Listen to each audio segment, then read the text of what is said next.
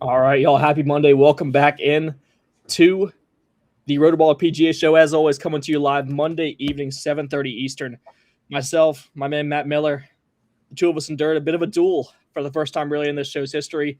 Usually we're kind of on the same side on Sunday, but Sunday afternoon, back nine comes around, and it's none other than my 75-1 Colin Morikawa ticket versus your 80-1 Sam Burns ticket, man. Unfortunately, Burns kind of blows it for you on the back nine there. I don't want to lead this podcast off with a negative, but just I mean, we're gonna get to Colin obviously here in a bit, but you know, your week at Pebble Beach summed up in a few minutes here. Yeah, well, I mean, I have a lot to say about Sam Burns. He good Thursday, Friday, and it just seems like this guy, whenever he gets into contention, it's just not very good. I mean, Saturday he was in one of the final groups. He shot even par after like holing out on the first hole. Pretty disappointing day. And then Sunday he gives me hope again. Kind of starts off, red hot. He's making a bunch of putts, and then he gets to the back nine, and it was really just letdown after letdown. On the green, he missed that 5-footer on like 11 or whatever it was for birdie. He 3-putts the 14th after hitting the green in 2. Every time on the broadcast they feel the need to say like best putter in the world, Sam Burns, and then anytime he's in the mix, he can't make anything. So it was just really it was a reminder why I don't enjoy betting him. And then just to like cap it all off was he needed an eagle on 18 to kind of have any prayer, and he decided he was going to tee off with an iron. So it was just really a full Sam Burns experience there. Had to secure the each way position. He must have bet himself 1/4 price top 8 for the each way. So yeah, that was insane. I mean, why he would hit 5-iron off the tee, I have no idea. But that was just an unenjoyable Burns experience. I mean, I was happy for you, but that reminded me why I don't like taking Sam Burns. Yeah, it's all right, man. I understand. Like to be honest, I knew you had Sam Burns, and if Colin would have been out of the tournament, I would have bet him as well. But there was no point in that back nine where I was pulling for a Sam Burns putt to go in. So I sympathize with you. I had him at the Canadian Open last year when he played off the Fox, and he had like a 5-foot putt to win. And the announcers were basically like just teeing him up. Like they were like, "Oh, this is over. We're gonna go home." Burns, the best putter on tour from 5 feet for the win, and then he just whiffs it. Fox sticks a 3-wood like 20 minutes later and breaks my heart. But yeah, just strange from Burns, really, because I mean the ball striking really didn't let him down for the most part that day. It was just like you said, the 3-putt, the missed 5-footer. I mean, didn't he miss a shorty on 10 as well? Like he had a chance on 10. It was and I think it was 14, 2 big misses. 11 and 13 maybe. I think 11, you're right. Yeah, I think 10 was he actually made like a decent par save. He short-sided himself and then got up and down. But yeah, it was mostly, I mean, even the struggles, like, I mean, he hit a bad tee shot on 15 and he caught a great break. He ended up on the cart path. He got a free drop and he was like 100 yards in from the green. So it was just, what the heck's going on here? Sorry, I'm trying to put comments on. But yeah, it was mostly just his putting, and he's supposed to be the best putter in the world. So that was what it was. I mean, at least you had a good, enjoyable Sunday with Colin. So I mean, nothing better than winning on your guy. Yeah, I've got the Adidas put on. I had the TaylorMade cap put on, but it doesn't really work on the stream here. But yeah, I'm trying to get comments on. To be honest, it's not working as of now. But yeah, anyway, it's, I mean, as we kind of talk about seemingly every single week on this show, like 90+% of like outright golf betting is just like ruining the missed opportunities. So when things kind of go perfectly for you, and not only is your favorite golfer on the PGA Tour, but he's priced at the best price I think I've ever bet him at, maybe since he was like a rookie, and then he comes through and finds some semblance of his 2021 self. I mean, I think what's encouraging for Colin is he kind of got the best of both worlds, where he didn't exactly look like, the he didn't have the most conviction down the stretch. He still made his fair share of mistakes. We talk about Burns with a 3-putt on 14, the par 5. Colin flubbed a chip like short of the green, and that was kind of a point where I thought, that's a big time opportunity. You've got to get that up and down, take the 1-shot lead, and take control of the tournament. Doesn't get it done, brings a lot of guys into the mix, and then 17 after he goes birdie 15 16, almost pulls it into the left has into the Pacific Ocean, and then honestly gets fortunate with the lie he got to be able to get it on the green and secure at least a 4. But he kind of got the the bugaboo of contention. Like he made his mistakes in contention and still was able to execute down the stretch. 18 hits a beautiful 4 in there and 2 putts for the win. So we'll talk about his prospects going forward. Of course, Riviera, Sawgrass, Bay Hill, 3 courses coming up that he's had a lot of success at historically. So, I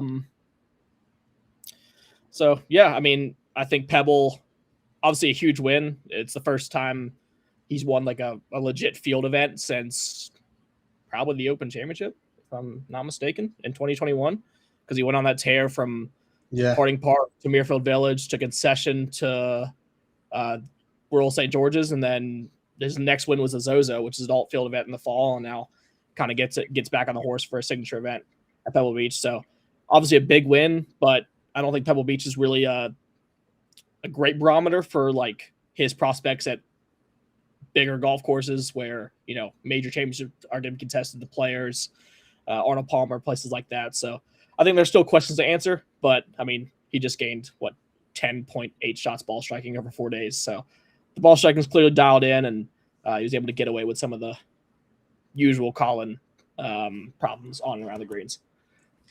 Yeah, I mean, I thought it's probably big for him to see, a win like that. It's, he made some big putts, when it mattered on the back 9, like we talked about. I mean, he made that long birdie putt on, what was that, 15 or 16? 15. That was the turning point, yeah. Yeah, to get himself in the lead. I mean, it's kind of the question mark with him has been like the putting. So for him to hit some big putts on the back 9, while in contention with a chance to win, is definitely got to make him, a lot more confident, on the green. Yeah.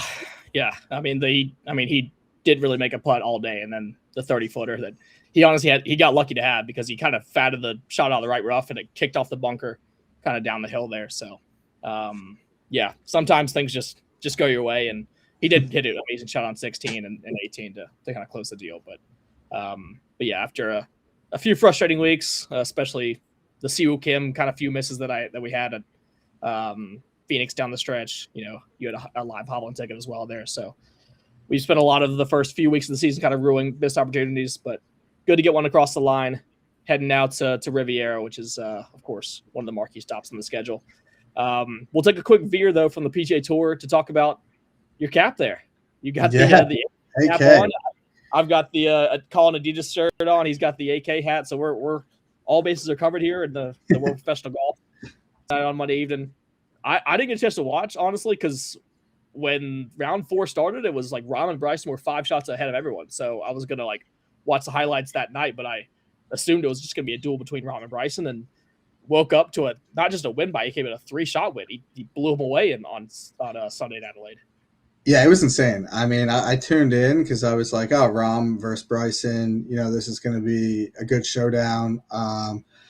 Watching, 2 big guns battle it out. And also it's, a guy like Rahm, he hasn't won in a while, so I kind of wanted to see what both of them would do, in contention, and see how they were looking. And what happened was like the least expected, but like it was one of the more insane, fun rounds of golf that I've watched in a long time. I mean, AK just absolutely dominates them.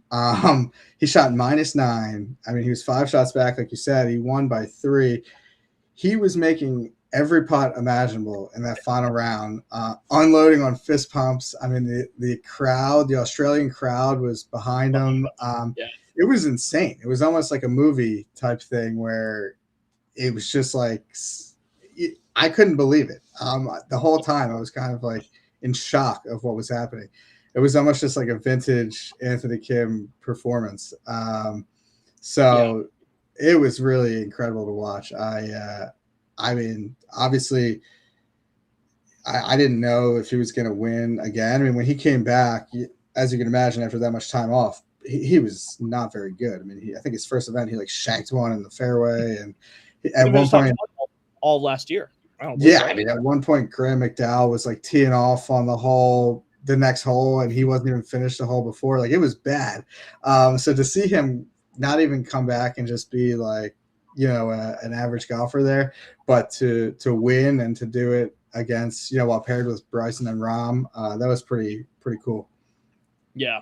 I guess Anthony Kim just sees Spaniards and just decides to career it for because I mean the most iconic memory I have of Anthony Kim was the Ryder Cup when he like just took Sergio to the woodshed at Medina. So yeah, I mean crazy. I mean I watched the highlights. I think that's like not just from like a golf standpoint, but also like or like golf betting standpoint, but also like real golf. I think that's the most fun experience to have on a golf course where you just can't miss with a putter. I think we've all had it maybe for like a day or two over the course of our golfing lives, but like when that hole just looks as big as a bucket, like it did for Anthony Kim, and I can only imagine with like the electricity in the crowd and what was at stake for him and what was probably going through his mind, just to be holding 15, 20 footers like it's no one's business and chasing down the best player in that league. Yeah, I mean, what's crazy too is like that was his first time in contention in like however long. It's so easy. We see it all the time. Guys get in contention for the first time in forever, and they just freeze up and hit bad shots. Like for him to finally be back in the mix and then make everything imaginable, he was unloading fist pumps. It was crazy. Yeah, it was really cool. So here's my kind of like half joking question now, off of Rahm's back-to-back losses to Elvis Smiley and Anthony Kim. So we just go ahead and just unload the entire bankroll on Scotty Scheffler at the Masters because Rory's not winning back-to-back. Rahm just lost to Anthony Kim and Elvis Smiley in the back-to-back weeks. Bryson, same thing. Xander looks lost. I mean, who's gonna challenge Scotty for the Masters? Is it gonna be Colin? Is that our poll? I know. I don't know. I don't know. Oh, it's Patrick Reed. That's who it is. Reed versus Scotty. Yeah, Patrick Reed, that'd be something. Yeah, that would be a real. That would get people going. I kind of want to see against Scotty. Yeah, that'd be good. I kind of want to see. I don't know what's going on with Jon Rahm. I mean, this is kind of. He has not been able to close. I mean, he had, to his credit, a pretty good final round in Riyadh. He like kind of came back. Oh yeah. And played well on Sunday. But this one, I mean, he had a 5-shot lead. It seemed like it was just him and Bryson head to head, and then Anthony Kim just dog walked him. I mean, it was crazy. Like it wasn't even close. I couldn't believe it. I mean, he got outplayed by so much by a guy who was, didn't pick up a club for 12 years. It was nuts. So I think it was just kind of AK's day. And I mean, it wasn't, I guess, the perfect course for Jon Rahm, but given kind of everything, how it unfolded, you would have thought that he would have been able to get that one to the finish line. John says Decade Augusta. That's actually a pretty good call. Yeah, Decade Augusta. Yeah. We talked before the live season started because they moved to 4 rounds, of course, this year, and I was like, okay, this is the time when Jon Rahm like cements his legacy on live because he's going to get the extra round. He's always hanging around contention, so now he gets an extra 18 holes to chase down these jabronis, and lo and behold, round 4 comes around. I bet Jon Rahm last week at Riyadh, didn't bet him this week, and was kind of ruining it for obviously 54 holes. And I could only imagine holding a Jon Rahm ticket at like 4-1, 5-1, and then just watching Anthony Kim just gain like 50 strokes putting. It was crazy because like even the beginning, because he was 5 back, like even in the beginning when he was like playing pretty well, it was kind of like, oh, that's cool. Like AK's playing well. Like, and then it got to the point where it was like he hit like an insane shot on 11 where he punched it like under these trees and ran it up onto the green. And then it kind of got to the point where it's like, oh my God, is he going to like do this thing? Like he's only like 2 back. He's only 1 back. Oh my God, he just tied it up. And it was crazy. And it was just, you could kind of feel I mean, I obviously wasn't there, but even on TV, you could kind of just feel the momentum like totally shifting. Like Rahm, I don't think could believe what was happening. AK was like blacking out, just making everything. The crowd was rallying around him. It was nuts. Yeah. You know what's crazy, man, is with that win, obviously, like he timed it at the perfect time because Liv obviously gets OWGR points now. He went from 847 to 203 in the world.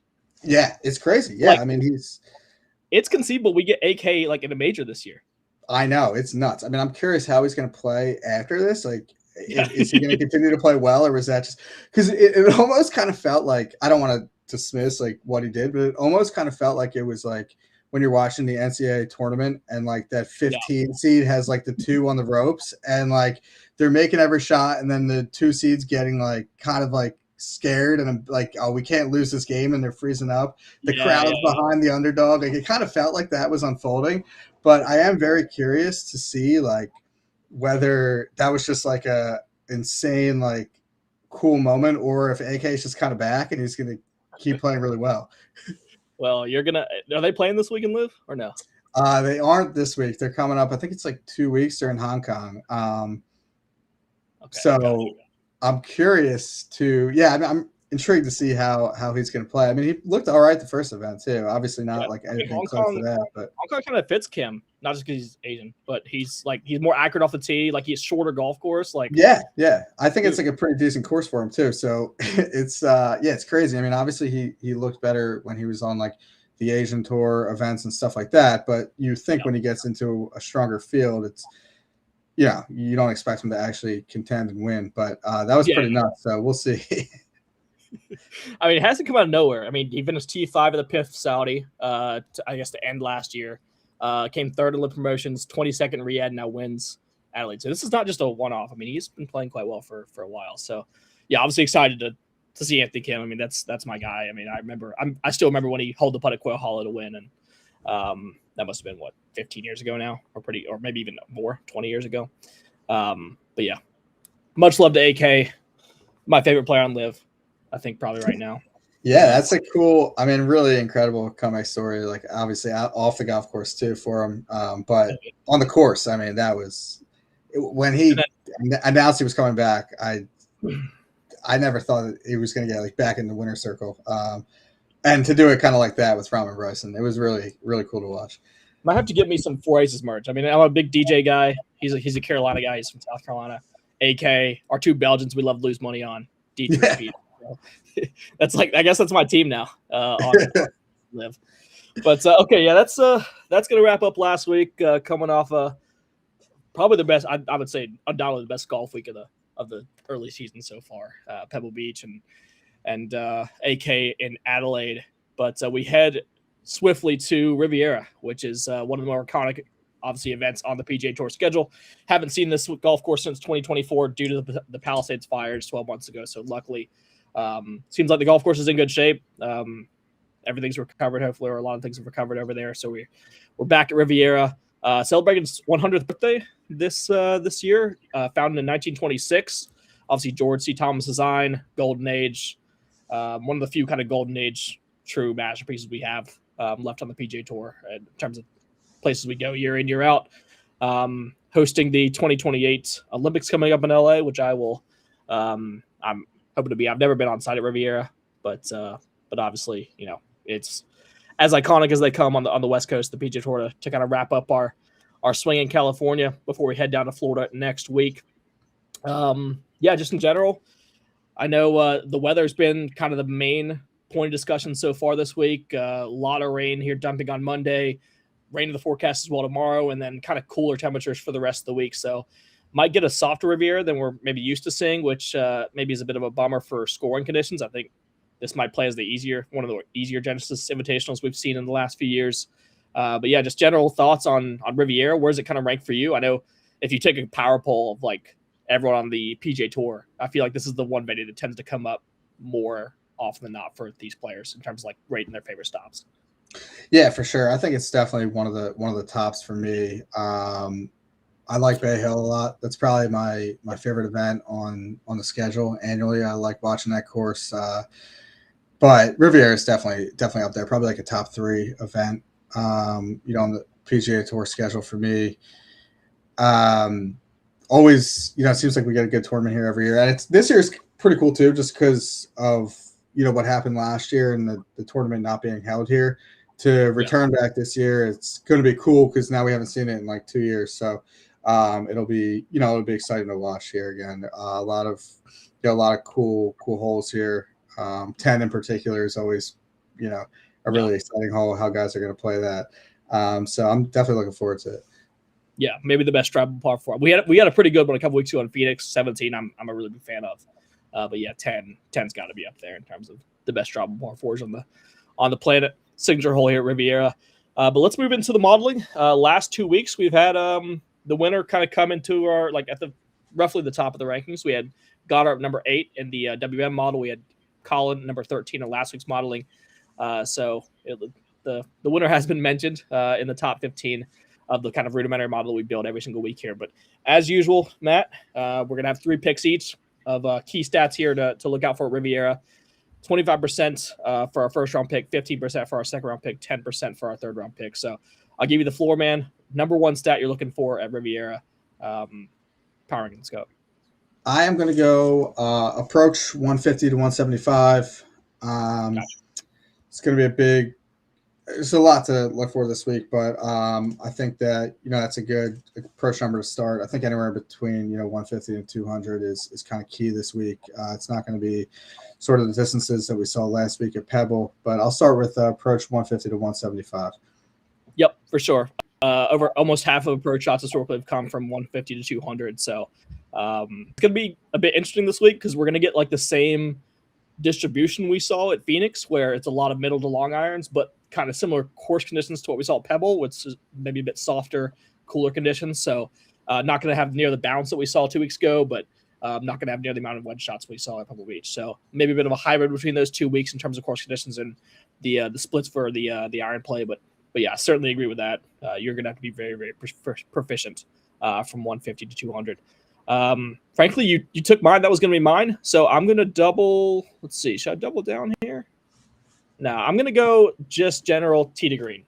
I think this is one of the few golf courses on tour where Riviera really exposes weaknesses really throughout the game, whether it's your driver, it's some of the narrowest driving corridors on the PGA Tour.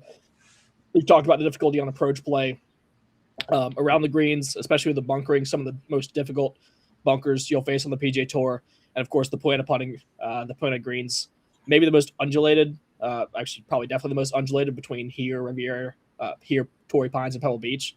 So not only do you get the inconsistency with the surface, but you get the undulation in these greens. So inside 5 feet, it doesn't get much difficult on the PGA Tour. So, yeah, I think just all around, obviously putting not a factor in tee to green play, but I think all around you've got to be on your P's and Q's this week. And if you've got a blatant deficiency with your driving approach play or around the green play, I think it's really going to this is a golf course that can certainly expose that. So I'm going to go tee to green, just kind of trying to filter out the best players with the highest baselines, kind of with the ball striking. I agree. Yeah, it's definitely a good one. I will. I'm going to go with driving distance. I think it's not the longest course in terms of yardage, but it definitely plays long. I think especially this week with it being kind of cold and wet, it's going to play even longer. There's a low fairway percentage here, which usually kind of favors the longer hitters if a lot of guys are going to be hitting out of the rough anyway. So I definitely think distance is going to help off the tee. Yeah, 100% agree. I think even at the best of times, Riviera is more of a distance biased golf course, even compared to accuracy. Despite the fairway percentage sitting almost 50% historically, there's just not really a ton of rough penalty. I think the genius of Riviera is the fact that it was designed 100 years ago. There's not really many gimmicks in terms of thick rough or penalty areas that can catch your ball. And yet up until 2 or 3 years ago, it was playing above par every single year on the PGA Tour. So even though, it's not doesn't have the sheer length of Torrey Pines or the thick rough of Bay Hill or Muirfield Village, it still holds its own. And but from a driving standpoint, I 100% agree. Distance is the way to go as opposed to accuracy. I'm going to go. Let's see. We're reading each other's mail here because just distance and mid-iron approach play were definitely both on my short list.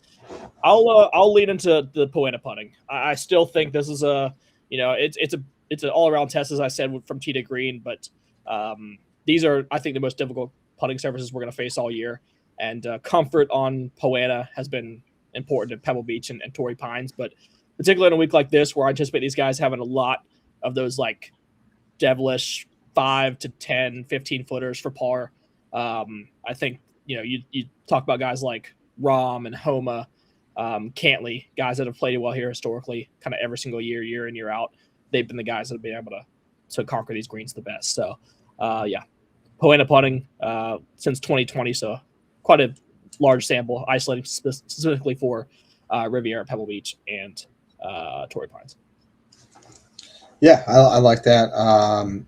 Tough grades here. With the first one, did we do approach? Was it just 150 to 175, or was 150 to 200? So unfortunately, the rabbit hole doesn't have the 25-yard increments. It just has 50 yards. Okay, perfect. I just want to make sure both were covered. Yeah.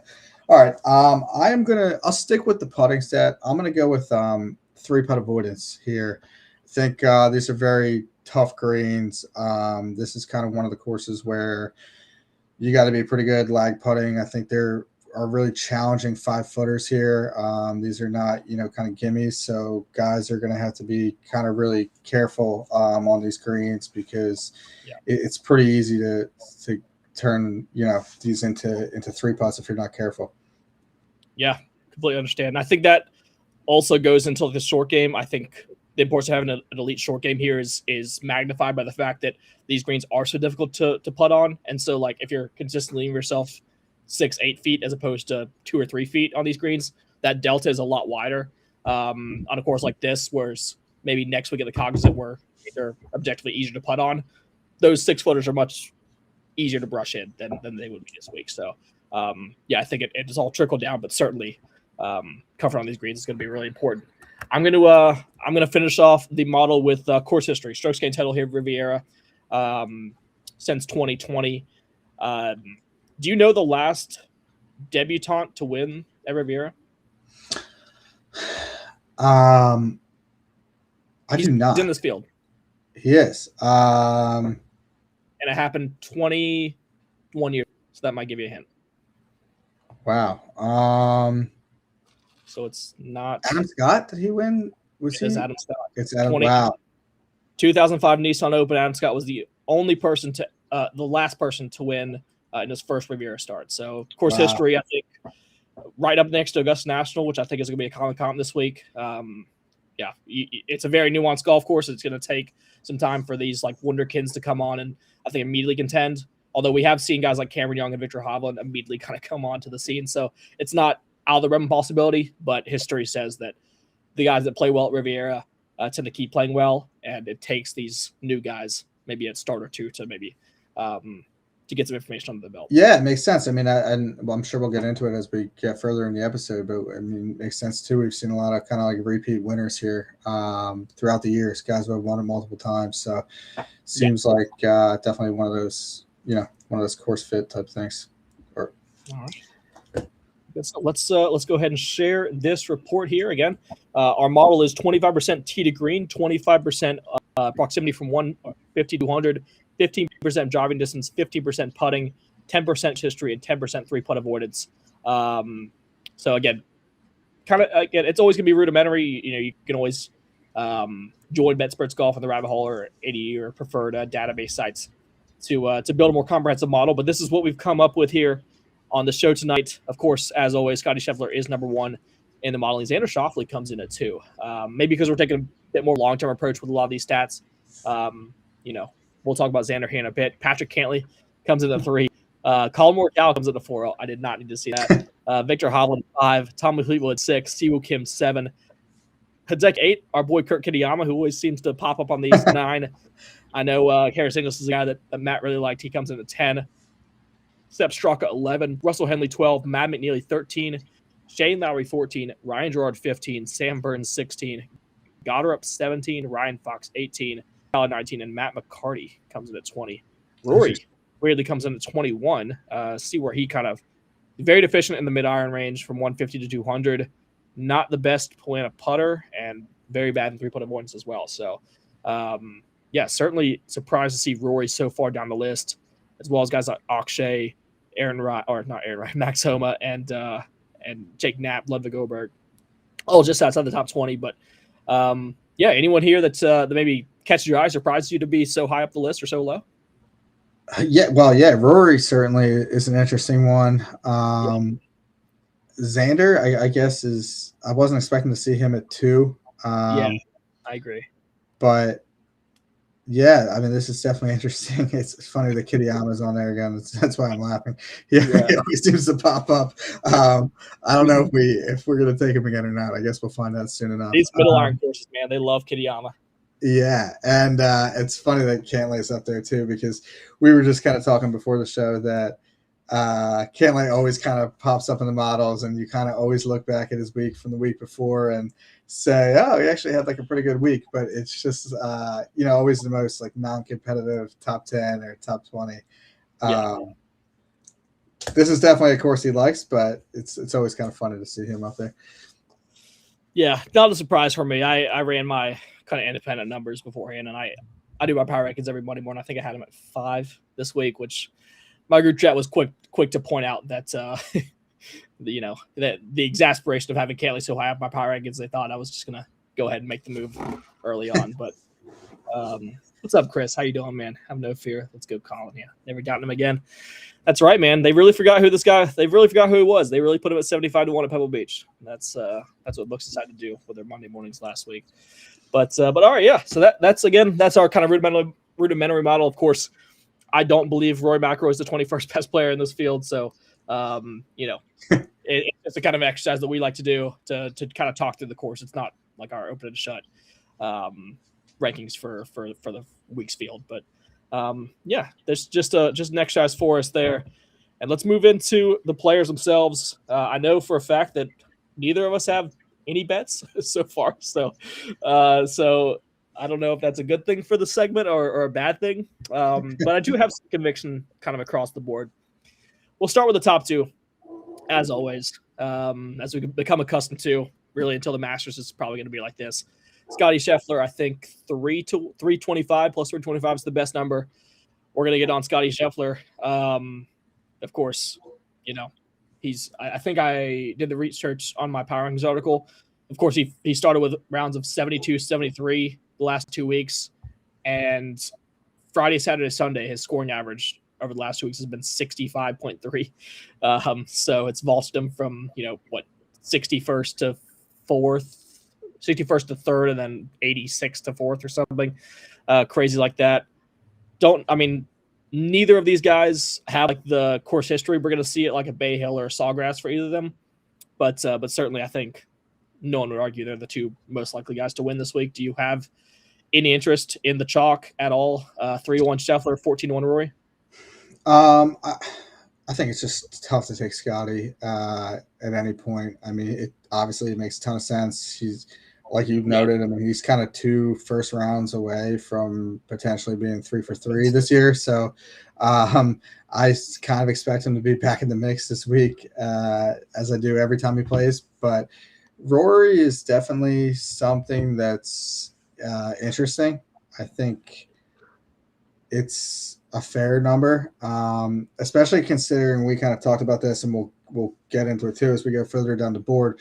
A lot of the numbers this week I didn't think were that great across the board. So for Rory to be at like a kind of a fair number coming off a week where I thought he looked pretty good, I definitely didn't dismiss it when I first looked. I'm with you. I'm very, very I think part of the reason why I haven't made many moves yet, or any moves at this point in the outright market, is that I am strongly considering Rory McIlroy like 14, 15-1. He finished T14 last week, 17 under par. So he ended up 5 shots back in Colin Morikawa. But you look through his 4 days at Pebble Beach. Day 1, he 3-putted for double twice on both the par 3s on the front side. I think he had like 4 or 5 feet on each occasion for par, blew the par putt by, and then missed the bogey comebacker on both occasions. He lost combined 3 shots putting in those 2 holes just alone. And then on Saturday, has 2 wayward tee shots on 4 and 18, ends up making 2 sevens, a triple and a double, around like one of the easiest driving courses on the PGA Tour. So you can chalk it up to competitive rust. You can chalk it up for whatever you want, but it's pretty easy to find the strokes that maybe cost Rory a chance at back-to-back Pebble Beach titles.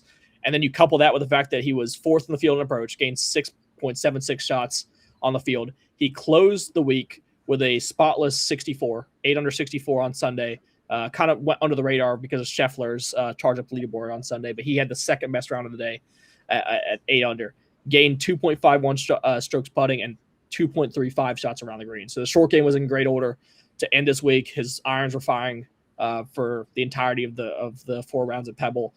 And again, I always like Rory McIlroy when, like, part of the reason why I didn't really back him, neither of us backed him to go back-to-back laps, was Pebble Beach is too wedge intensive, and I like Rory McIlroy at golf courses that require you to hit long irons and mid irons into greens. Talk about TBC Sawgrass, Augusta National, Quail Hollow, those type of golf courses. That's where he tends to spike consistently on approach. And Riviera is very much in that profile. Honestly, I mean, if you're looking for like a 1-to-1 course comp for like past champions, Quail Hollow is as close as really they come when it comes to Riviera. Some of the past leaderboards we've seen on them. So yeah, Rory 14-1, I think, is a really, really solid price, and I'm very close to just kind of jamming Rory in and then figuring the rest out at the bottom.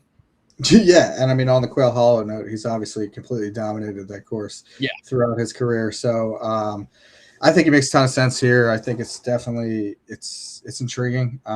It's not something that I'm glossing over. I don't know if I'm going to do it or not, but yeah, it depends. I mean, it's always like you kind of get to have, I guess, a little bit more fun spreading it out with guys further down the board. But I mean, Rory makes a ton of sense, and kind of like we talk about, seems like every week that he's in the field. If Scotty's going to be there on the weekend and you're going to need someone to take him down kind of head to head on Sunday or in that final group with him, you know, on that leaderboard on Sunday, you're going to need like a big gun to do it. And that's why I think the further you go down the board, these guys are just not going to have as good of a chance of taking out Scotty Scheffler and Rory McIlroy on Sunday. You're going to kind of want a big name. I think we're certainly on the same page in terms of last week. We were more, I was certainly more open to like filling my card with long shots. I ended up maybe being a bit chalkier than I thought I would be, betting 3 guys under 40-1. But I think Riviera, not only the fact that the field is so strong, but the layout itself, I think, is much more conducive to chalk hitting. And you have to have some legit like elite tools, I think, around Riviera, whether it be your driving distance, whether it be your short game, whether it be your mid iron play. You know, and those type of tools are very rarely found at, you know, 80-90-1, even in the field this strong. So yeah, I think Roy's definitely in consideration for me. I think a lot of our decision points are going to come with how we feel about this next range. Tommy Fleetwood, Xander Schauffele, Hideki Matsuyama, Patrick Cantley, Russell Henley, all kind of priced from 22 to 28-1.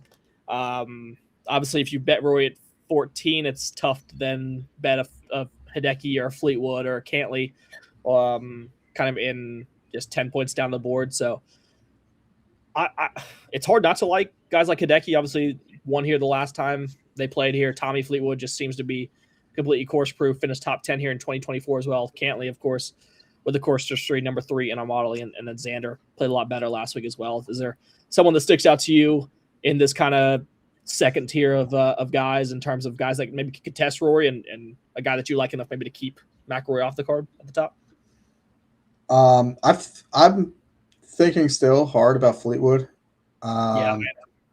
I think he makes a ton of sense. He's the name probably in this category that stands out the most to me. I mean, Cantley's got the course history, but we've kind of talked about it a good bit now that he just hasn't really won in a while. And Hideki makes a ton of sense too, but Hideki won the last time we saw a tournament played here. So it's always sort of like tough to go back to back at this, you know, the same place. Fleetwood was kind of that name I was kind of deferring to in this group. That said, I mean, I'm ragging on Cantlay for not winning in so long. Tommy Fleetwood still is sort of like, he only won one time on the PGA Tour, and it was a 30-man field. This is not a full field, but it's not like if I take Fleetwood, I'm getting a prolific winner either. So I'm still a little bit torn, but he would probably be where I lean in this group. Yeah, I think there's the problem I kind of have with this range is I think we're valuing these guys like so much for their baseline. Like I understand like the floor projection for a Cantley. Obviously, like I think he's finished outside the top 17 like once in the 8 appearances here. And he's finished 3rd and 4th his last 2 years. Hideki, again, I like him, but I don't see like it's tough to like pay up for Hideki at 22-1 in a field like this still. I mean, there are guys that are double his price that have, that I feel like are pretty comparable golfers just in the vacuum.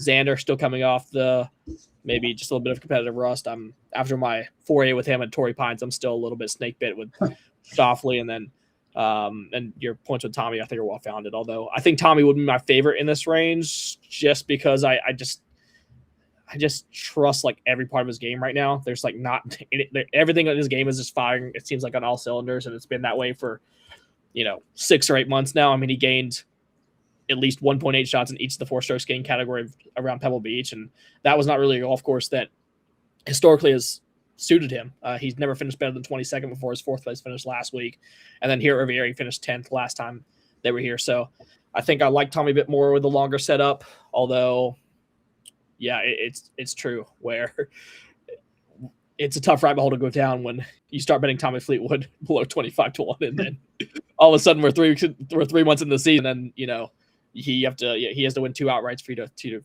break even on those wagers. So I understand why they're here, but the more we talk about it, the closer I am just clicking Rory at 14-1. I know. Well, that's what I mean. As we kind of go down the list, it is starting to make more and more sense to just take Rory because, I mean, I guess we can discuss the next group, but yeah, I mean, there's nothing that really, I definitely want to click in that group of guys. Yeah, the prices are just a bit. I don't see any price in the market that really has my attention. I mean, it's like 22-1 painted on Fleetwood and Matsuyama. I think at best that's fair. I see like upwards of 30-1 on Cantley, which again, it just feels like a honeypot. It just feels like, oh yeah, bet Cantley at the boosted odds of 30-1, and watch him come T6. And then yes, Schauffele. I think we're moving Schauffele too fastly up the board, like too swiftly up the board after like one half decent showing at Pebble Beach. Like the dude admitted before Torrey Pines or after Torrey Pines that he hadn't picked up a club in like 6 months. So, I'm a little, I think probably down compared to the market on Xander. And then Henley, we haven't talked about Henley. I think there's kind of a reason for that. I think if it was going to happen for Henley on the West Coast, I think it was going to be last week. I thought he got much better for last week's test, especially with like it being cold and wet this week. Like Henley's going to carry the ball like 250 off the tee run. He's going to have like 220 yards in every hole this week. So yeah, he's going to be playing the whole Zach Johnson Augusta National thing. He's going to be the only guy going for just hitting wedge shots in every par 5. But yeah, that's summation of this second range. Let's get into the 30s here. Leading off with Colin Morikawa, 30-1 is the best number you can find on him. Under double under half the price that we got last week at Pebble Beach. So his ascent up the odds board was pretty swift. I mean, he has come 2nd and 6th here, 2 of his last 3 starts. Chris Goddard, maybe the early contender for Player of the Year on the PGA Tour, 34-1. Siwoo Kim, 34-1. Who started crazy strong in Pebble Beach and then did nothing after like his opening 9 on Thursday. Victor Hovland, I think a very interesting name, 35-1, the best you can find on him in market. Cameron Young, 35-1, another very interesting name, and then Sam Burns, your guy, 37-1. We might as well just X Sam Burns off this list if he wins at Riviera at 37-1. I don't know what to say, man. I will not be taking Sam Burns this week or for the foreseeable future after that back 9 display on Sunday. But yeah, this range starts to get interesting because I think kind of you talked about the last one being sort of the baseline range. I think there's a couple guys in here that you're getting the upside. Sure. I think the 2 probably that we have in mind are, well, there's more, but I'll start with Victor Hovland. Definitely interesting to me. I mean, I've kind of been riding the Victor train the last 2 weeks anyway. It feels like a bad time to get off at Riviera because this is probably the best fit for him out of these courses. He still has been hitting it pretty well on approach. He's had some driving problems, but yeah, I still like Hovland. I like him a lot at this course. I think 35 is fair. I mean, he's got the upside definitely to win. So he's someone that I haven't made yet, but I probably will. Okay, so he's committing to the Rory Hovland start. I agree. I like Vic this week. I think 35, 40 to 1. If we can get like 40 to 1, I think it's a very compelling price on Hovland, and I think he will get some drift just based on what I'm seeing in some of the offshore markets because he disappointed a lot of people, including both of us at Pebble Beach. Yeah, he started at, if it helps, he started at 30 this morning. When I checked FanDuel, he's up to 35. So it seems like he's moving in a good direction. So the weight, we might see him at 40 like tomorrow or later. And there's also multiple 35s available. So that's always a telltale sign when he's drifting and then multiple books drift him up. Like he's not really getting a lot of action this week, which for a guy that finished 5th and 4th on his first 2 starts at Riviera, that's pretty surprising. What Vic has going for him, number one, conditions are soft, so green and regulation percentage is going to go up. Less emphasis, I think, on the short game in general, and he is maybe the best middle iron player. We talked about that 150 to 200 yard range. He is the best player on the PGA Tour from that range over the last 12 months. The putter has been, good enough, and Victor, of course, is always a guy I tend to trust on the greens. He's putted well here at Riviera historically. The one question mark, which is kind of strange for me to say, but you brought it up, the driver's been like bad. And it's not just like a few, because I explained away a bad driving performance at Phoenix because he had like 2 bad drives that went in the desert and cost him. But notably, the last 2 starts, he's like losing pretty heavily at distance. Like right now in 2026, his ball speed ranks between Adam Svensson and Aaron Rye. So I don't know what it is. I don't know if it's like a hidden injury or if he's just maybe gearing down because of the firm conditions in Phoenix and the shorter conditions at Pebble Beach, but it's getting concerning with the driver because if Victor doesn't have the elite driving upside, like I start to really kind of sour on his profile because obviously he's still an amazing approach player, but you can't carry around 2 deficiencies around the greens and driving and expect to get my money at like sub 40 to 1 prices. Yeah, no, it's very fair. I mean, it's encouraging to see the approach play good, but the problem I've kind of had, I mean, I like Hovland a lot. He's one of my favorite players on the PGA Tour right now. But the problem I kind of have with him is he's so good, and he's always like messing with something in his game. He's always tinkering with something, and like he was like he was one of the best players in the world when he won the FedEx Cup. Was that 2023? He was like, you can make the argument that he was playing better than anyone in the world, and then he started messing with a bunch of stuff, and he kind of sucked for a little bit, and it's just like, what are you doing? So I don't know why he constantly is messing with stuff in his swing and everything, but I'm hoping he can just get this straightened out and figured out soon. I'm not ready to jump off yet because it hasn't been that bad. I mean, the driver has been a problem, but his overall play hasn't been that bad like we saw in like 2024. Yes. But yeah, it's something definitely to keep an eye on, and especially if he's not improving in this category. I mean, he's got no chance in the majors this year, and I kind of was going into this year thinking that he might be able to get one this year. I was very optimistic about his chances, and he was going to have a big year. But if he doesn't get this figured out, he's in trouble. Yeah, that's like that. Yeah, Chris is a big hobby guy, and thank you to John. He updated us. I didn't have my odds screen up refreshed, and Victor Hovland is now 42 to 1. So we were right about the drift coming up to Victor. 42 to 1 on DraftKings. It's not a price I expect to see on a Monday at Riviera. But yeah, certainly some concerns, but I agree with you. I mean, the upside is tremendous.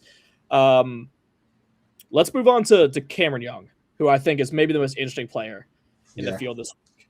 You can get 35 to 1 on Cam Young this week.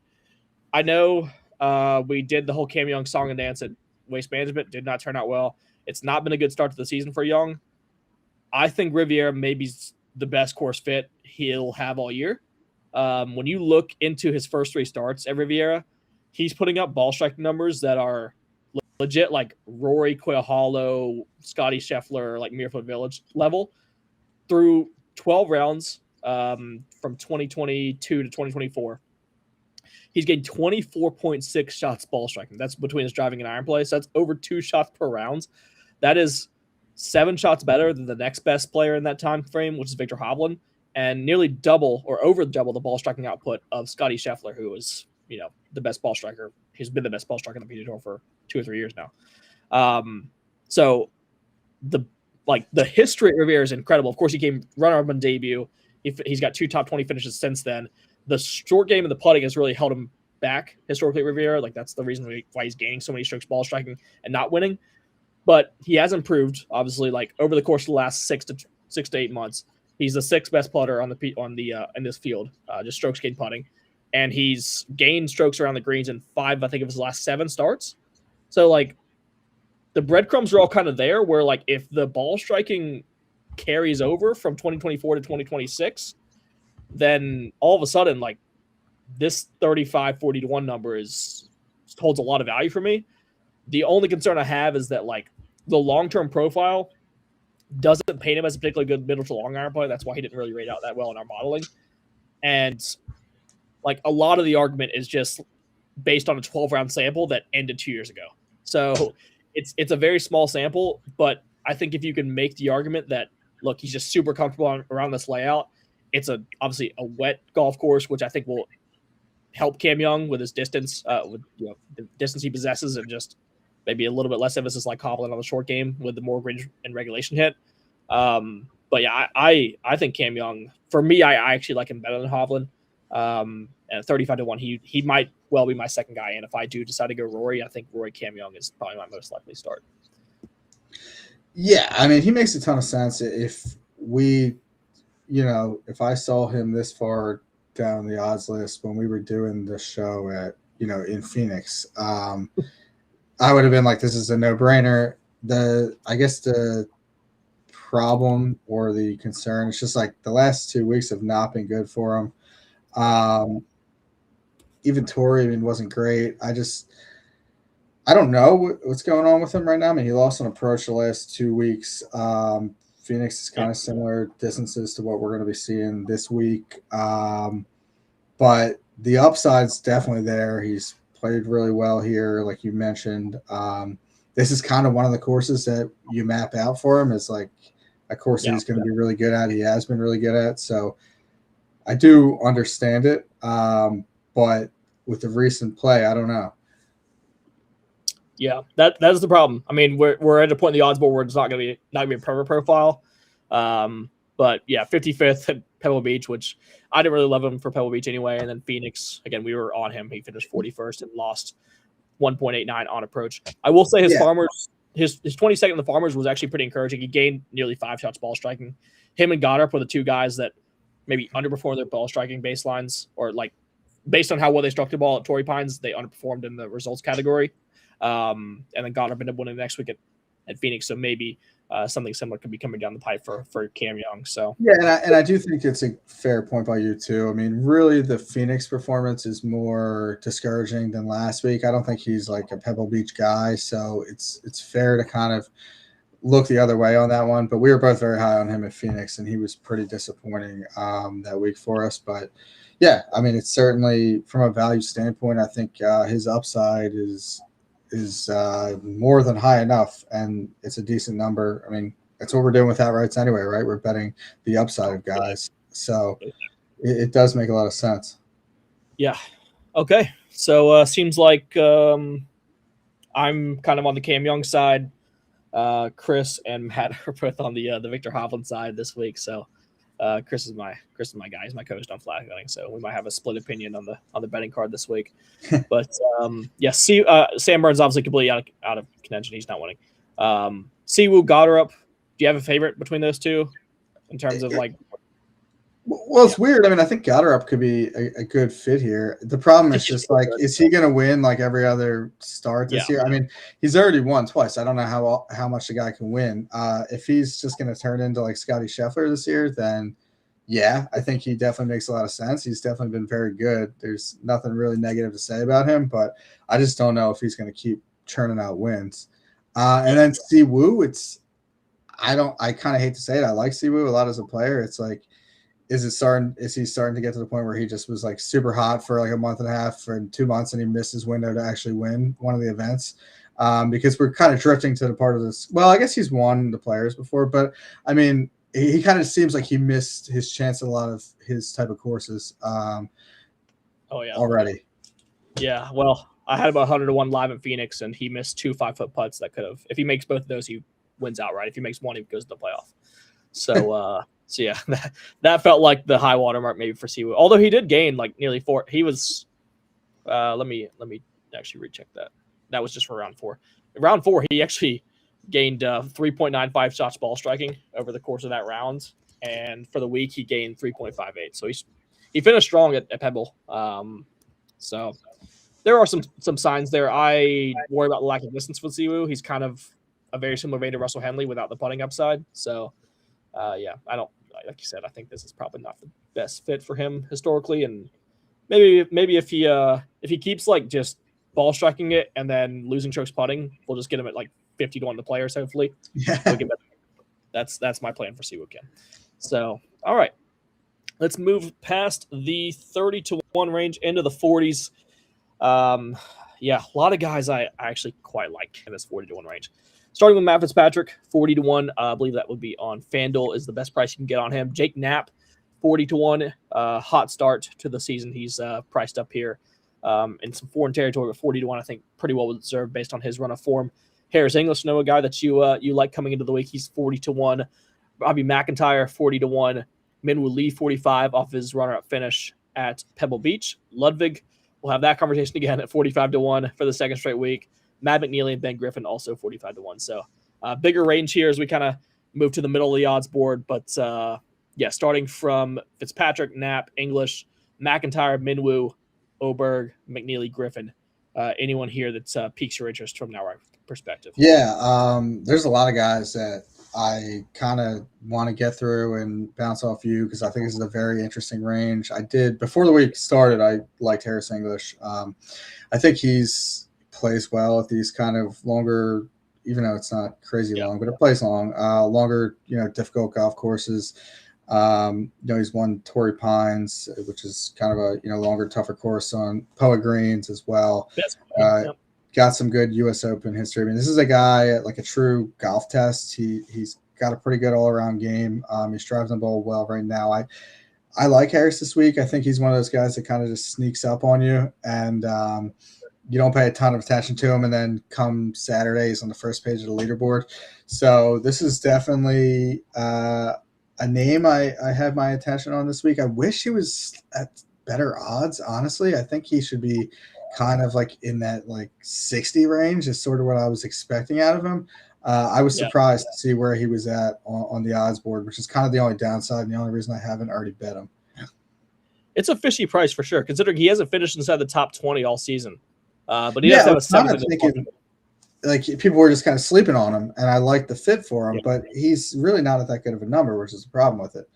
Yeah, man, he's driving the ball great, and he is. His driver's dialed in. He's the best point of putter in this field as well when you isolate for Pebble Beach, Riviera, and Torrey Pines. So, yeah, lots of like with English. I'm pretty enamored with Fitz. I talked you off the ledge last week, and honestly spent a lot of the week regretting it because he was striping the golf ball at Pebble Beach. He was second in the field in ball striking to Colin over the course of the week. Gained over 10 strokes between his driving and his iron play, which is literally the best. It's better than he struck the ball at the U.S. Open when he won that. So that's 2 straight weeks now where Fitz is really kind of spiked for the ball striking. And again, we go through this every single week with Fitz where I like him better on, similar to Rory, I like him better on golf courses that would demand more middle to long irons. You think about like Quail Hall last year where he had his best approach week of the season. Places like Wentworth, Harbor Town, Phoenix 2 weeks ago, he really struck the irons well. So long term, his baselines are much more secure from kind of 115 out than they are from 115 in. That was part of the reason I didn't really like him last week. But again, it seems like he's just in a really good place with a swing right now. Gained 7.8 on approach at Pebble Beach. 40-1. I think again, it's a little bit. He's being a little bit disrespected. I think based on kind of the run he's been on since last May, he's got 9 top 8 finishes and 16 starts, including the top 10 of the PGA Championship. He won the Deep World Tour Finals, beating guys like Rory and Tommy and Victor and all these stud Europeans that play over there in the off season. So yeah, I think Fitz carries maybe more win equity than the number would indicate, and 40-1 for a guy that legit is striping the balls. I mean, he's been the best ball striker in this field if you just isolate for 2026. So yeah, like Fitz, he also has a top 5 finish here in 2021. So already he has checked that course history box at least once here. So yeah, I'm pretty enamored with Fitz.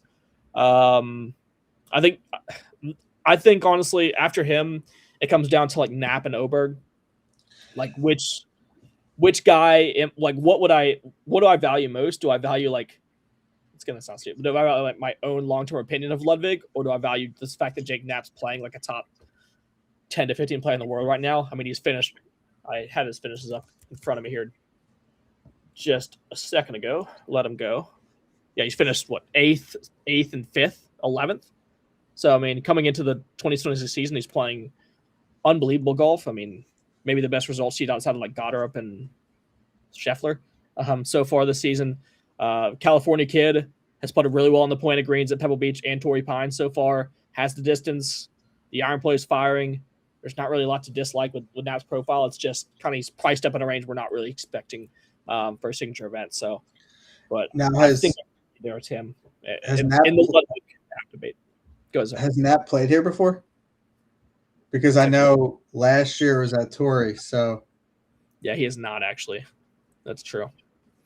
He has not played here before, but I give him a bit of a pass because he's a California guy. He's got comfort on the Poana, so maybe he's a little bit more equipped than like your average just PGA Tour kind of newcomer at Riviera, and he's already got like some truly elite tools with the driving distance and some of the putting splits we've seen recently. So, but you're right. I think that's probably the biggest case against him is the fact that he'd have to break that 21-year trend of no debutantes winning. But I'm seeing 50-1 on that right now. I don't think it's a bad number whatsoever. No, I think he's a good fit here. I mean, I think he's playing really well. I think there's a lot of intriguing guys in this range. I mean, Fitz, you talked about it. You kind of nailed it, but he's definitely someone I had on the short list. I like him this week. Ludwig, it's sort of like that whole upside thing. I mean, he's not playing great. He kind of gave us enough with his final 3 rounds of Pebble where you can make us kind of selling case that he started to play well toward the end of that week.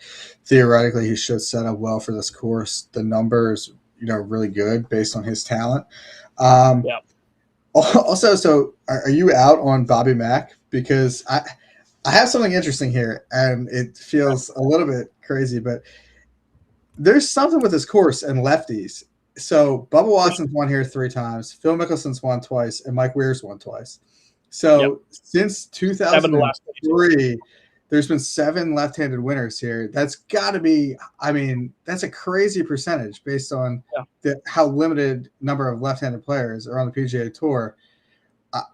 I mean, I don't want to bet someone because they hit the ball left-handed, but that does seem like sort of a crazy trend. I mean, Bobby Mack's a long player. That should help him this week. He should be he's from Scotland. He should be good in the cold, wet conditions. I don't know. Is it crazy? I like lefty this week. It's just not Robert McIntyre. Okay. Yeah. I mean, I like Akshay. I like Akshay better. And you can get a better price. Because, like, I don't know, man. Like, McIntyre, the thing with McIntyre is his upside, I think, is, I mean, he can win anywhere in the world, but, like, his week-to-week, like, ball striking baseline, like, all over the place. Like, I have no feel for if Bobby Mack is going to gain strokes, like, from tee to green or not. He is a really good putter, and he did putt really well at Pebble Beach last week, which I think is a good indicator. But, like, from tee to green, I mean, he's a good, not great driver of the ball. His iron play is very sporadic. From 150 to 200, he's kind of right around tour average if you look long term. His around the green game is, again, good, but not like elite. So I just don't know like what statistical case you're hanging your hat on McIntyre. That's kind of my issue. Like my thing with Bobby Mack is like what was he priced 50-1, 40-1? Like no, the price isn't there for me. I would rather bet Bobby Mack like at a major at like 65, 70, 75-1 than like stake my claim in a given week at like 35, 40. Because I just don't know like where he's going to play well. Maybe it's just a blind spot I have, but I admit he's a good player, but I've got no feel for what he's going to do on a week-to-week basis. I don't think that I've ever bet him before, to be honest. But yeah, I have a weird feeling about him this week. I like Akshay better. He's pretty unpredictable. What's that? That said, I agree. I don't really know what I'm going to get out of him. What you like Akshay better than him? Yeah, Akshay's a better point and putter. He's a better middle iron player. From 150 to 200, Akshay's a top 10 entity in this field over the last 12 months. He's playing better right now. I mean, his last 2 starts, Akshay's been like legit in the mix on Sunday, 6th and 3rd. He's driving it well. He's striking his iron. He's putting well outside of the last 24 or 5 holes at Pebble Beach. But yeah, I just I made the lefty point in my power control. I'm right there with you. And Akshay's been a guy that I kind of had circled for Riviera. It's kind of tough that he ended the way he did at Pebble Beach. Yeah, last week's a tough ending. Yeah, for him. But hey, I think at least partially you can blame Akshay's faltering down the stretch on the conditions. Like he got caught in the worst of it on Saturday with the wind. Like Colin got to go out there in pretty calm conditions, shoot 10 under, and Akshay on the back nine had to really deal with I think some pretty adverse conditions, especially kind of down the stretch, 16, 17, 18. And that enabled guys that were chasing him to get back in the mix because he was a 4 or 5 shot leader making the turn on Saturday. Yeah. And then Sunday, obviously, like Sunday didn't go great. He didn't make a lot of putts, but again, I think you can explain it away with at least partially with the conditions, and he's not going to deal with the same, the same kind of wind we saw at Pebble Beach. I mean, when things were calm from Thursday morning to Saturday front nine, I mean, he was striping the ball. He was like putting the 15 feet on every hole and rolling putts in like it was no one's business. So I don't think it's a coincidence that his fortunes flipped like as soon as the conditions started to deteriorate. And look, man, I mean, he's young. He'll get over it. I think he knows he's playing really good golf, and we're at a point now where like he's 60, 70 to 1 and on the odds board. Yeah, I'll probably end up on Akshay this week, and we'll be sitting here in a week's time after he blows another Sunday lead, and yeah, I told you so. But that's kind of where I'm at. He's I think of all the guys like beyond 50 to 1, we're kind of skipping steps here, but of all the guys kind of in the bottom of this odds board, he's the one that I circled as like, okay. Yeah, well, there's not a ton down here that's, in my opinion, that's the further you go down the board, the harder it becomes to find someone who's kind of checking all your boxes. So, I think it's well, I'm interested to see how he plays this week, bouncing back off how last week ended. Yeah. The downside's there, but I'm never going to take McIntyre here at 40 to 1 when I can get Akshay at 60 or 70. So that's my thesis.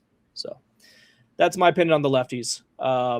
Okay. At this point, I don't really see anyone that I like have to talk about. So let's open it up like kind of 50 to 1 and below. We're already over an hour because we spent so much time on AK and Colin at the start of the show. But we'll just take turns throwing out names. Someone at 50 to 1 you want to talk about, like 51 and beyond.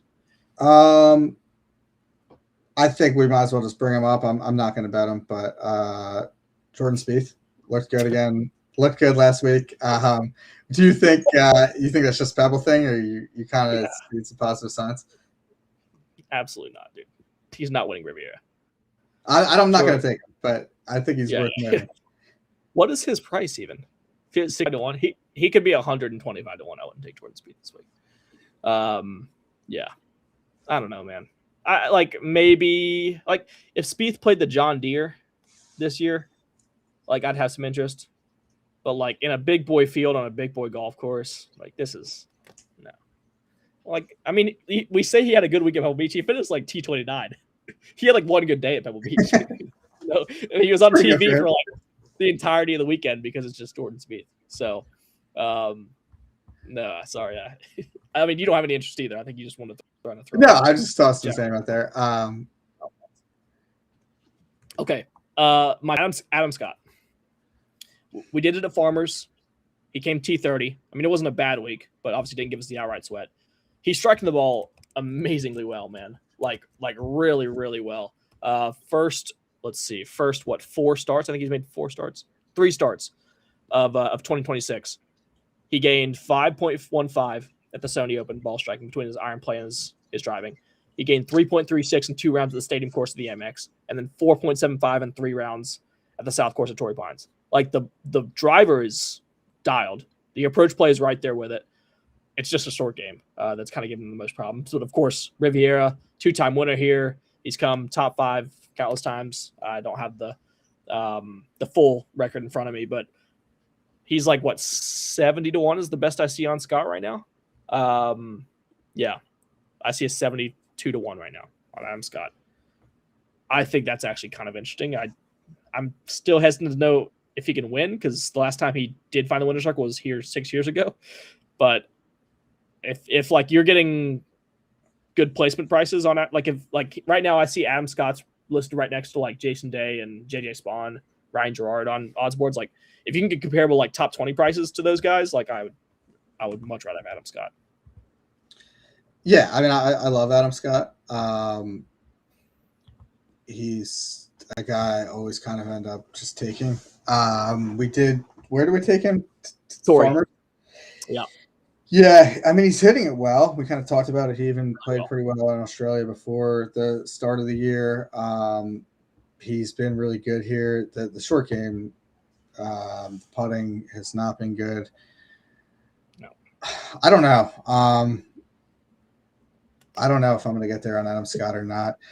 He's also at the point where, like, he does this, like, he's putted poorly enough now in a row where I could see him just, like, changing putters. He does that all the time, too, where he flips the putter around. So I don't know. I mean, I like him. I think he makes sense on this course. Obviously, he's played really well here, but I don't know if he's going to be able to get back in the winner's circle at this event. I mean, I do tend to agree. The one thing I will say about the putter, last 6 starts at Riviera, 2024 plus 2.5 on the greens, 2023 minus 207, 2022 plus 7.2, plus 4.1, plus 1.6, plus 3.8.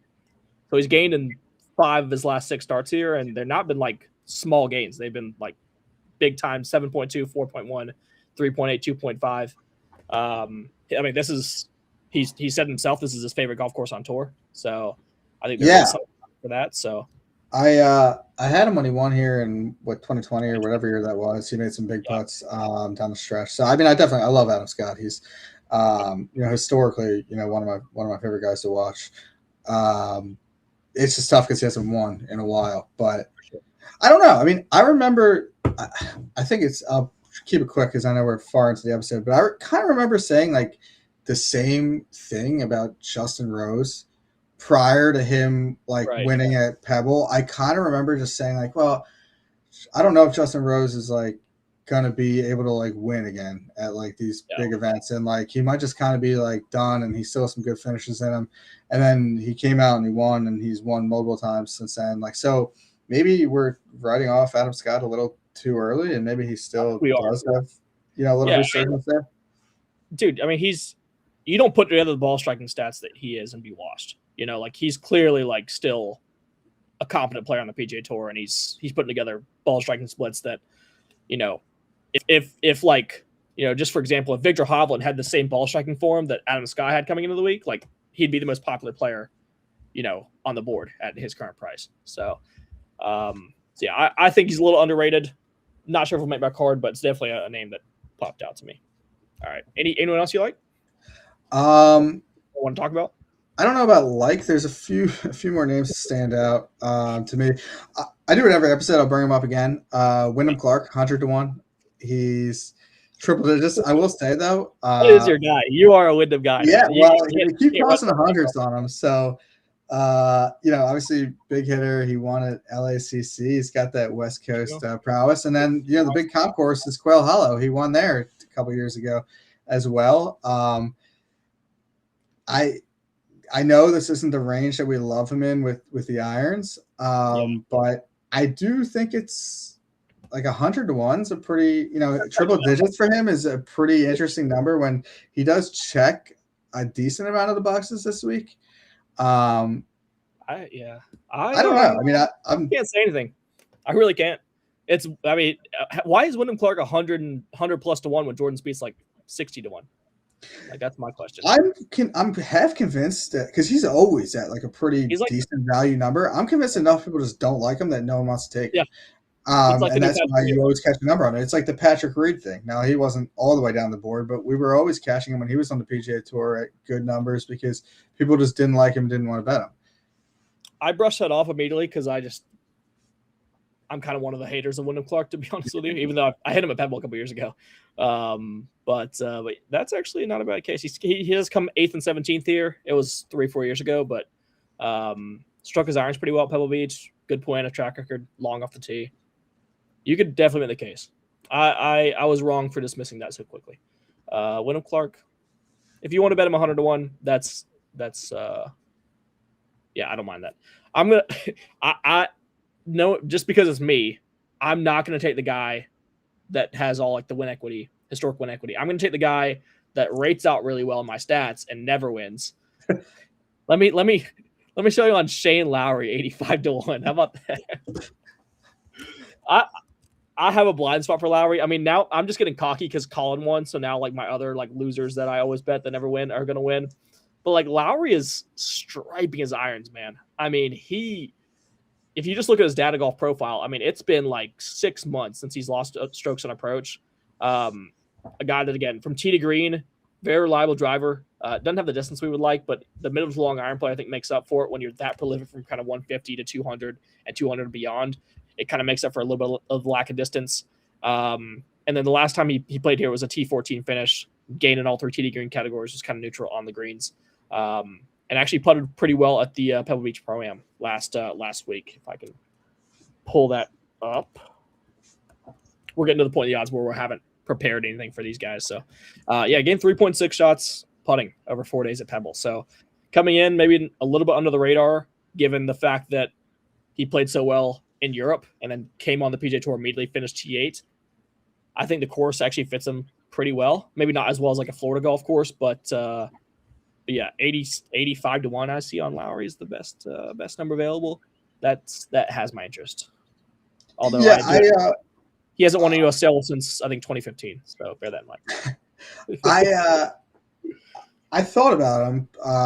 I think I'm concerned with the distance with him. I kind of like him on like I guess shorter courses, but he is a name that I kind of thought about for a second. And I think you can make a case for him, especially if it's kind of gets cold and wet, and I feel like he's sort of maybe not too wet because I remember at the Honda a few years ago where it started raining and he like kind of melted. I was on that week. Yeah, the rain came and it looked like he never played golf before.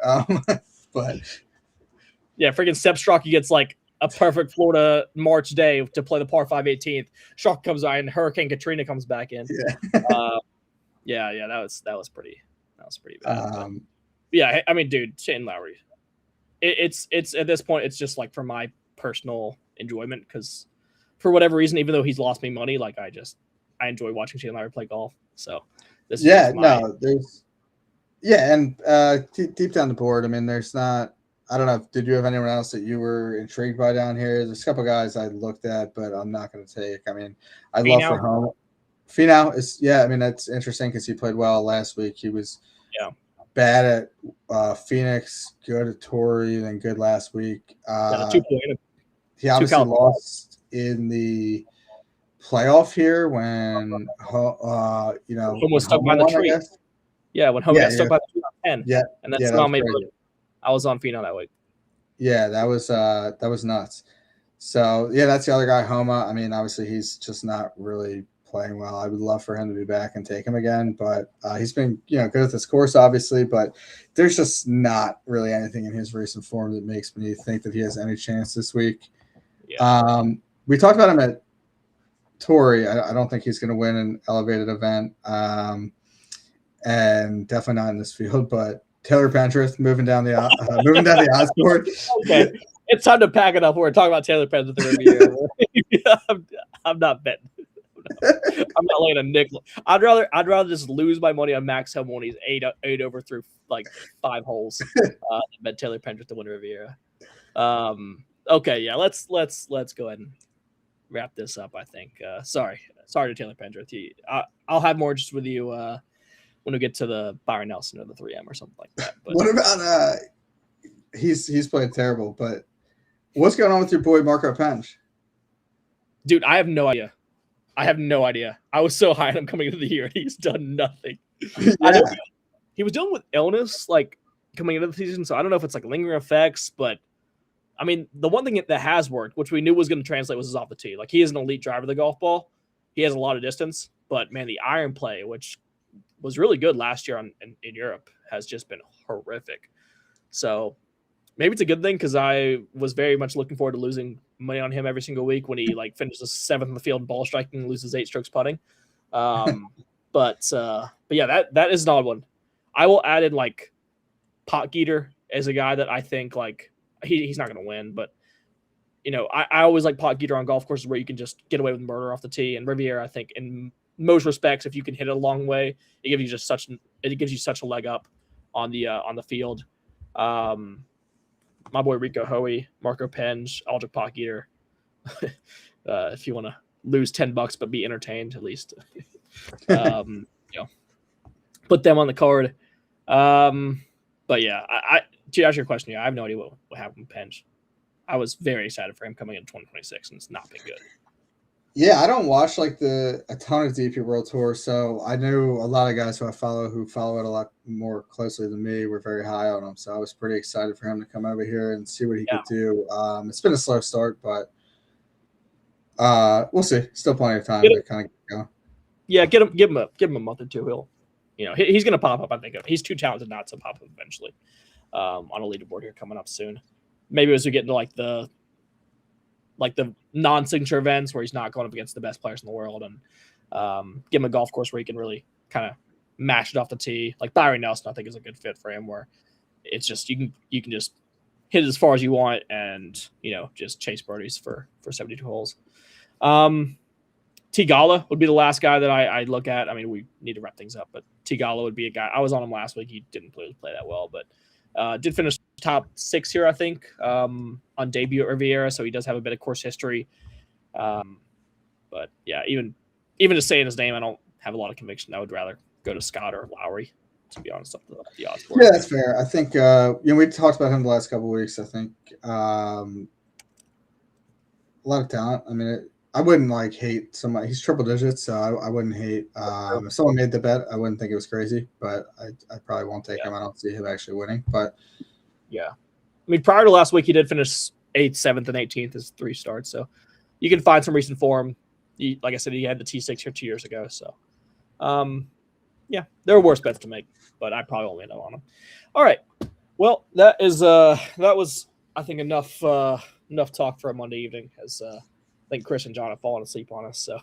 So we've used up the attention span of everyone in attendance tonight. But just going back through, I know neither of us made a bet so far, Matt, but just kind of after this hour and a half, where's your mind at? Maybe clicks you'll make tonight, or clicks that you're kind of close to making here as we approach Thursday teeing off. Well, I think that the big decision looming is whether or not to click Rory, and that'll kind of dictate the rest of the card. But I think I'm going to get there on Hovland. I would like to see a little bit of a drift on Harris English, but I would hate to think about him going into the week, like him a lot, not take him because I'm waiting for a slightly better number, and then have him in the mix on Sunday. I'd really be kicking myself. So I'll probably take Harris. I'm probably going to end up taking Wyndham at 100-1 just because I think the number is kind of crazy and there's enough there for me. And then I think there's some decisions to make kind of in that mid-range depending on what happens with Rory. I mean, I think you made a compelling case for Fitz. I think Ludwig is kind of interesting if you're going to buy the upside. And I'm still not completely off Bobby Mack. I have an interesting feeling about him this week that he's going to be in the mix. You want to go head-to-head, Bobby Mack versus Akshay? The battle of the lefties? Yeah, what's on the line here? Just I don't know, we'll figure something out. Maybe like a case. Yeah, we'll figure out a fun bet on the show. Yeah. Yeah. Some Titleist Pro Vs or something. Yeah, yeah, that'll be good. Yeah. So if you just out of curiosity, I know because I typically have more exposure than you do on a week-to-week basis, like in terms of just like dollars in the outright market, basically. So if you bet Roy at 14, how much room do you tend to have like after a bet like that? on your Yeah, that can vary. I mean, I would say too that the tough thing with this, like the last 2 weeks in particular, is there's like two different tournaments going on. So right, like I'm taking like a full like live card too. So that's definitely kind of fed into sort of my PGA like sure. card and how I'm structuring it. But yeah, it's interesting. I'd have to take a hard look at kind of what if I took Rory, I would probably end up with like I would Vic, probably go like a Rory, Young. Hovland, Harris Clark, maybe like 4-man Yeah, card. yeah, that's fair. And then if I That's don't take Rory, I'd probably do like Hovland, two other guys like in that range, and then Harris and Clark, something like that. yep. Okay. Yeah, I agree. Usually I'm aiming for like a 7x exposure typically. So if I'm in for like 300, I'm 300 to win like 21, 2200 is usually kind of my sweet spot. But yeah, I'm with you on Rory. I'm probably just because I don't really have a favorite, like anyone sticking out to me in the 20-1 range. I'm probably gonna end up on Rory. Then I'll probably go Rory, like either if I go both Fitzpatrick and Young, I can't really bet too many guys down the board. So that's going to be just a decision for me if I want to go to both of those guys or not. And then down the board, I do have interest in Akshay, as we've said. Lowry and Scott would be my two favorite kind of down the board guys, kind of in the 70-80 to 1 range. But Now, if you had to pick between one of Fitz and Young, where would you go? Between who and Young? Between Fitz and Young, if you had to pick your favorite of those two, who would you? If I had to pick one, I think I'd go Fitz. Fitz, yeah. The ball striking is just too good. Like the reason for him is just too good. And I think Cam Young it's very much a projection of like he played really well here like 3 years ago. So it's tough for me to, have a ton of conviction. So I would lean Fitz over Cam, but I think there's merit in both of them at bigger prices. So, but yeah. Well, guys, I hope you guys enjoyed Riviera again. We talked a lot today, but yeah, certainly a lot to discuss in the golfing world.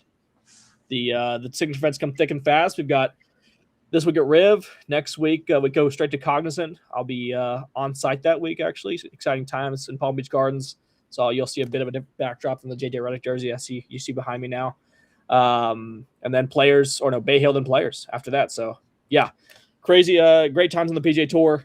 And hopefully we can deliver you guys one more winner. Maybe Roy can just get it done for us, and we can not go head to head on a Sunday afternoon. That'd be really nice. But yeah, the head to head was stressful. Yeah. Who would have thought that Colin Morikawa was the one that made the clutch 30-foot putt to win the tournament? But yeah, strokes gain is just a Ponzi scheme, as I've said many times before. Just strokes gain, just the biggest Ponzi scheme in betting. But in any case, for me, Ian, Matt, of course, you can find Matt's work at Matty Mills 85. He's got his long shot article coming up within the next 24 to 36 hours there. I'll have, of course, I have my power rankings up every single Monday morning, and of course, preview coming out tomorrow as well. So, yeah, all the best this week at Riviera. Let's hit 2 in a row, and we will see you this time, same time next week.